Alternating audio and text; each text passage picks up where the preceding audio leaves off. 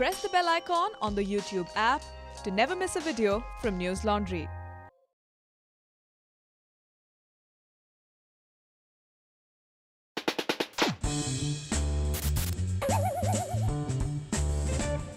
There's news, there's sense, and there's nuisance. This show is all about that last bit. It's yet another masterstroke by Modi ji. This government is working with a strategic clarity that is inspiring. Strategic clarity that is inspiring. The Prime Minister is talking of building self-reliance. Go local India. I want to know what they will crib about tonight. Economy is being moved very, very quickly in certain directions. I want to know what they will crib about tonight. Local production is starting again.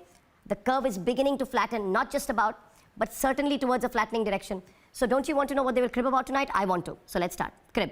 What do you want to crib about? There is nothing to crib about. When it goes to the MSMEs, when it goes to the honest middle-class taxpayer, when it goes to the farmer, when it goes to the unemployed, do you know what 20 lakh crore rupees can do? Arnab is really no different from teenagers in love. He's so in love that he can't even properly register what the object of his affection is actually saying. Here's what the PM had said. मैं आज एक विशेष आर्थिक package की घोषणा कर रहा हूं। Listen very carefully. साथियों, हाल में सरकार ने कोरोना संकट से जुड़ी जो आर्थिक घोषणाएं की थी, जो रिजर्व बैंक के फैसले थे और आज जिस आर्थिक पैकेज का ऐलान हो रहा है, उसे जोड़ दें तो ये करीब करीब 20 लाख करोड़ रुपए का है। Operative words, जोड़ दें plus करीब करीब 20 लाख करोड़ रुपए. So basically he said all measures taken by the Indian government and RBI in times of corona, taking all of that and the announcement of a package this week, all of this will amount to about 20 lakh crore rupees. But here's what news anchors heard. We interrupt our program to bring you this important message. आज जिस आर्थिक package का ऐलान हो रहा है, उसे जोड़ दें तो ये करीब करीब 20 लाख करोड़ रुपए का है। Unprecedented 10% of India's GDP, which amounts to 20 lakh crore rupees, which have been kept aside for a never seen before economic package. Master stroke तो आज प्रधानमंत्री नरेंद्र मोदी ने लगाया है। कोरोना काल में 20 लाख करोड़ के पैकेज का ऐलान किया है। उन्होंने बनाया है कि एक बार भारत फिर वसुधैव कुटुंबकम को अपनाकर विश्व गुरु बन सकता है। प्रधानमंत्री ने इसीलिए 2020 में 20 लाख करोड़, 2020 में 20 लाख करोड़ के पैकेज का ऐलान किया है पूरे देश के लिए। CII जहां 15 लाख करोड़ के राहत पैकेज की मांग कर रहा था, वहीं फिक्की तो केवल 10 लाख करोड़ की राहत की ही मांग कर रहा था, लेकिन मिला कितना? 20 लाख करोड़। पीएम मोदी ने आज 20 लाख करोड़ के आर्थिक पैकेज का ऐलान किया है, उम्मीद से भी ज्यादा। Some important things to note that our dear anchors conveniently decided to ignore. Modi ji did not really announce a completely new package. Like I said, this included RBI ka yogdan, which amounts to about 8.4 lakh crore rupees, and Finance Ministry ka previous yogdan that amounts to about rupees 1.7 lakh crore. बचे 20 लाख करोड़ में से 10.26 lakh crore, the details of which we aren't completely sure of. The finance minister has given 15 measures that talk of some concrete stuff. For example, the government announced rupees 3 lakh crore collateral-free automatic loans for MSMEs. Great move, but this is a loan. Another example is the immediate payment of all pending refunds to charitable trusts and non-corporate businesses. Great move again, but this is money the government owes to people being returned. So it's not expenditure, it's returning of dues. A lot about this package will be known in the coming days, and hopefully whatever cash the government finally decides to spend helps the economy. Tab tak ke liye, news anchors, try keeping it in your pants. In all of this, there's one issue that we're continuing to ignore. एक छोटे tempo में 19 लोग, सब गांव वाले हैं, एक ही परिवार के हैं और इनके ही किसी के परिजन की टेम्पो है जिसमें वो जा रहे हैं, और एक टेम्पो में 19 जिसमें छोटे बच्चे लोग सभी शामिल हैं। आप देखिए कि यहाँ पर क्या सोशल डिस्टेंसिंग या जगह है इन लोगों के पास जाने के लिए। सामान को इस तरह से बांध दिया गया है, ऊपर लकड़ी बांध के उसके रख दिया गया है ताकि कोई परेशानी ना हो और जगह बन सके ताकि ये लोग जा सके। 19 migrant workers in a tempo on their way from Maharashtra to Uttar Pradesh. People being forced out of cities because cities have become unlivable for them. आप लोग इतनी परेशानी लेकर जा रहे हैं लेकिन रुकने को तैयार नहीं है यहाँ पर, क्यों ऐसा कर रहे हैं आप लोग? सर प्रॉब्लम ये है कि मकान का भाड़ा जो इसका है वो तो मांगेगा, बिजली का बिल मांगेगा, खाने को सर कोई इंतजाम नहीं है।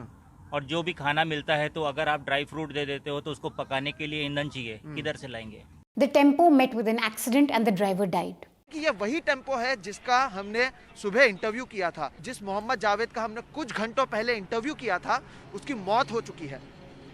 आप सोचिए, आप घर पर बैठ के आप सोचने की कोशिश करें कि उस मोहम्मद जावेद, आप किसी से मिलते हैं, सुबह उनकी परेशानी दिखाने की कोशिश करते हैं इस उम्मीद के साथ कि आपके लिए कुछ अच्छा होगा, और शाम को पता चलता है कि उस व्यक्ति की मौत हो गई है। उसकी जो बीवी है उसकी हाथ टूट गई है, छोटे बच्चे हैं, सर पर चोट लगा है, मजदूर हैं, उनका पूरा सामान तबाह हो चुका है, कई मजदूरों को चोट लगी हुई है, उनका अस्पताल में इलाज चल रहा है। Every night on NDTV, reporters from across the country are getting us updates on migrants making their way back home. यहाँ पे छोटे छोटे बच्चे भी हैं जिनको काफ़ी दिक्कत हो रहा है।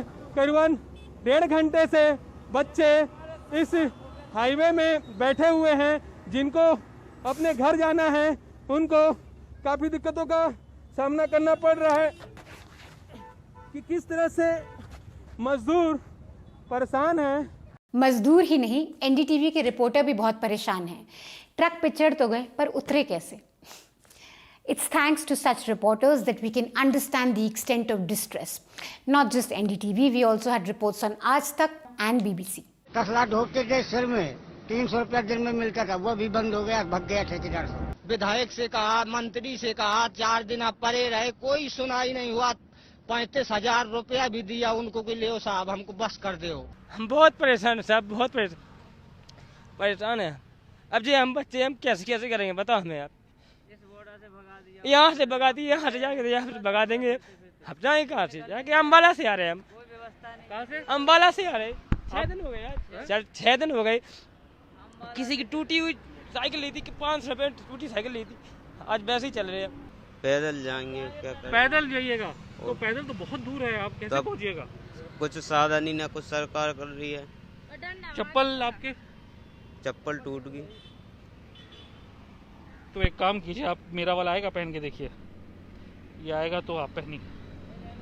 नहीं पहन लो, आपका रास्ता बहुत दूर है, मैं तो इंतजाम कर लूँगा अपना, आप पहन के देखो आता है क्या, पहन लो। आप साइकिल सब लेके कहाँ जा रहे हो? यूपी उत्तर प्रदेश जा रहे हैं। क्या काम करते हो उधर? इधर काम करता है, टाइल्स फिटिंग का काम करता है। कहाँ? टाइल्स का काम करता है। अच्छा, टाइल्स का काम करता है। तो 40 दिन आप वेट कर रहे थे? हाँ, जितना दिन लॉकडाउन है ना, जितना दिन तो बोला वो, और रोकने के लिए, हाँ इतना दिन रुको, इतना दिन के बाद गाड़ी खुलेगा, लेकिन आज तक खुला नहीं। इसके लिए हम लोग जा रहे हैं, खाने के लिए कुछ भी है नहीं, इसके लिए हम लोग जा रहे हैं। क्या करेंगे, इधर मरने के लिए आया तो नहीं ना, इसके लिए जा रहे हैं। Humble request to Navika RSS plus Padmaja. Please go on a holiday and let your reporters present us watchable news. Actual news. On May 8th, 16 migrants were crushed to death in Aurangabad district. The workers were returning to Madhya Pradesh and had been walking along the tracks. They were exhausted and slept on the tracks when a train mowed them over. On the day of this terrible tragedy, guess what was happening on Sasta Arnab's show? Shyama शांति रेधि, ओम शांति शांति शांति। पूरे विश्व में शांति हो, corona का संक्रमण काल समाप्त हो, सबको स्वास्थ्य लाभ हो, मृत्यु ना हो, यही इच्छा के साथ आज इस डिबेट को हम सब एक सनातन धर्म, हम इसे हिंदू शब्द कहें या हिंदुत्व कहें, ये वास्तविक रूप में सनातन है, ये अलौकिक है। Yeah, that's the governing party's spokesperson.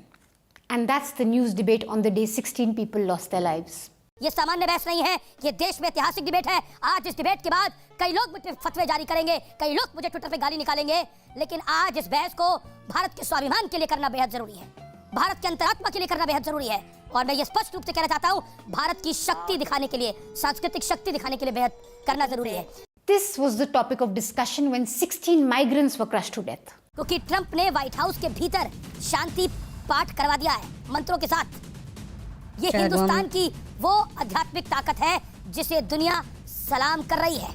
आज दुनिया भर में गले मिलना, हाथ मिलाना छोड़कर हाथ जोड़कर एक दूसरे के साथ नमस्ते किया जा रहा है। तो क्या इसे भी हिंदुत्व वाला एजेंडा मान लिया जाएगा? I'm just amazed that this man actually has a news show on News 18. मतलब इसको एंकर किसने बनाया? इसको न्यूज लॉन्ड्री में मैं रिसर्चर की भी नौकरी ना दूं। Dude, why you comparing him to me, yaar? I should not be comparing him to you. I will not do that because if Amish had done little research, he would know this. A simple Google search would have revealed that every year the United States of America celebrates the National Prayer Day, which traditionally has a Christian flavor. But in recent past, to accommodate different faiths, you had people from other religions also participate. This year, we saw people from the Hindu, Christian, Jewish and Islamic faith join in. You know, secular type gathering. So yeah, using this event to say पूरे world में हिंदुत्व का डंका बज रहा है is just total बकवास। अमीश, पूरे विश्व में हिंदुत्व का डंका नहीं बज रहा है, लेकिन पूरी न्यूज़ की दुनिया में आपकी ज़रूर बहुत बज रही है। थोड़ी मर्यादा रखिए। Amish wasn't the only one holding useless debates on the day of the migrant tragedy.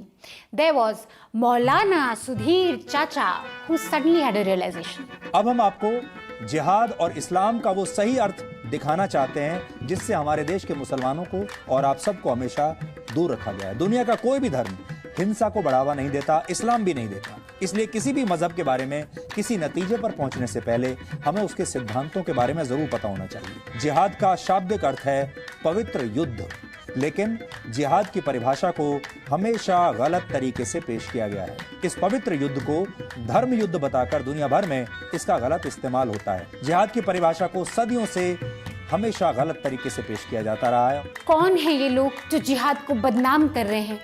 कौन है ये? जिहाद उन लोगों का हथियार है जो भारत के टुकड़े टुकड़े करना चाहते हैं। आज हमारे पास जिहाद का एक डायग्राम है और ये डायग्राम आज मैं आपको पढ़कर आपको दिखाना चाहता हूँ। इस डायग्राम को, इसमें जिहाद को 2 हिस्सों में बांटा गया है ताकि आपको भी समझ में आ जाए कि साजिश क्या है। पहला हिस्सा है हार्ड जिहाद, दूसरा है सॉफ्ट जिहाद। This Zameen Jihad bogus debate earned Virat Hindu Sudhir an FIR, after which he turned into a pseudo-secular libtard type anchor talking about Islam being a religion of peace. छी, आपसे ये उम्मीद नहीं थी। Now, I don't support the FIR against Sudhir. I think the best way to counter such hate mongers on TV is by questioning the brands that sponsor such crap. Sudhir's DNA is sponsored by Amity University, Super Shakti and Fortune Chakki Fresh Atta. Fortune, आटा बेचो, हमारा दिमाग मैदा मत करो. Amity University, I really shudder to think what you're teaching your students. Super Shakti, grow a spine. On that note, why we don't need Super Shaktis because our Shaktis are subscribers. We believe in pay to keep news free, so we don't need Amity, we don't need Super Shakti, we don't need Fortune. We only need you guys, so please step up, pay to keep news free, log on to newslaundry.com and subscribe to us. Back to the migrant crisis. It's been pathetic how news channels have chosen to ignore the issue or indulge in the usual tu मैं bickering type nonsense when they decided to cover the issue. आपके नेता अब railway मंत्री का इस्तीफा मांग रहे हैं, कह रहे हैं प्रधानमंत्री को रिजाइन करना चाहिए। क्या प्रधानमंत्री आकर के देखेंगे कि सड़क पे मजदूर किधर पे चल रहे हैं? There's so much to discuss. People walking, cycling, filling up trucks and tempos to go back home with zero help from political parties. And I mean all political parties. States like UP, Maharashtra, Gujarat scrapping labor laws which can effectively rob them of their hard-earned rights, as if they had too many. We are possibly facing the biggest migrant crisis in history on the back of Corona. And people like Sudhir and Arnab can't think beyond sucking up to the government. Lutyens con. Before we end this show, a special mention to News 18's graphic team that presented us with this horror. पहले बुरहान वानी निपटा, फिर रियाज नाइकू जहन्नुम पहुंचा। भारत की वीर सेना जल्द ही इसका नाम निपटाए जा चुके आतंकियों की लिस्ट में शामिल करने वाली। My eyes hurt. That's all the nuisance we have for you this week. We'll be back next week. Till then, stay mad. That's the only way. Thank you so much for watching that episode. If you liked it, please don't forget to subscribe to the News Laundry YouTube channel. Subscribe to our channel. Please do it right now. Do it right now if you haven't done it. And like our video. Like our video right now.